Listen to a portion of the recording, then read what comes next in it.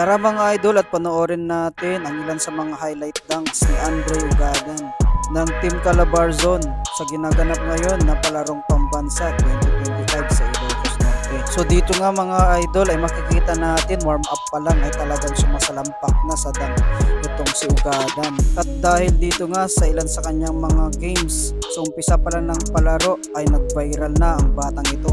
So kapansin-pansin nga sa laruan nitong si Andre Ugadan na halos kagaya daw ni Ja Morant. Talagang umatake siya patungo sa shaded area and makikita nyo dito madami siyang highlights.